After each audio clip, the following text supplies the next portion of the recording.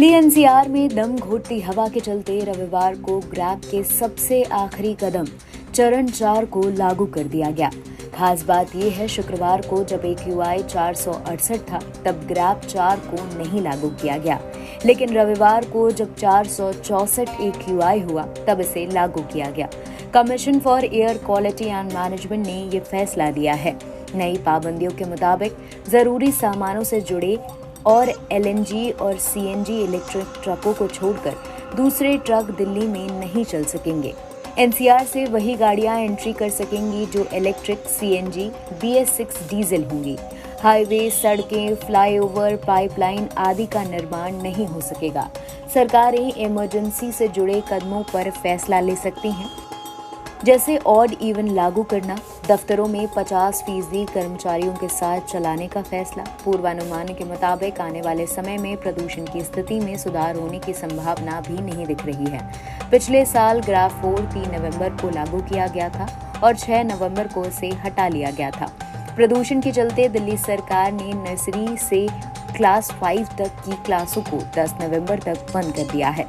साथ ही बाकी कक्षाओं के लिए शिक्षा निर्देशालय ने सभी स्कूलों को ऑनलाइन मोड में पढ़ाई करने का ऑप्शन दिया है।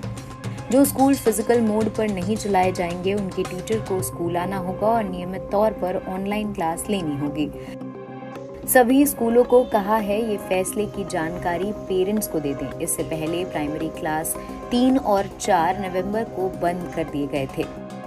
दिल्ली सरकार के ट्रांसपोर्ट विभाग ने ग्रैब 4 की एडवाइजरी के तहत दिल्ली में ट्रकों की एंट्री पर पाबंदी से संबंधित एक आदेश जारी कर दिया है।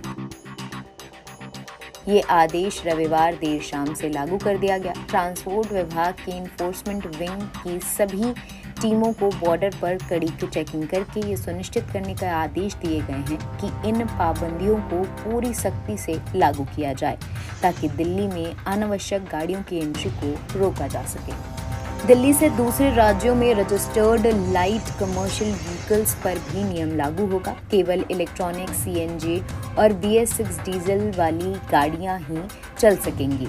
हालांकि रोजमर्रा की जरूरत का सामान ला रही लाइट कमर्शियल गाड़ियों पर पाबंदी नहीं लागू रहेगी। इसके अलावा दिल्ली में रजिस्टर्ड डीजल से चलने वाली मीडियम और हाई गुड्स व्हीकल को चलाने पर भी रोक रहेगी। केवल आवश्यक वस्तुएं ले जा रही गाड़ी ही चल सकेंगी। अगर कोई गाड़ी नियम तोड़ते हुए पाई गई तो उसे तुरंत जब्त कर लिया जाएगा और मोटर व्हीकल एक्ट प्रावधान के तहत कड़ी कार्रवाई की जाएगी, जिसमें 20,000 रुपए तक का चालान कट सकता है।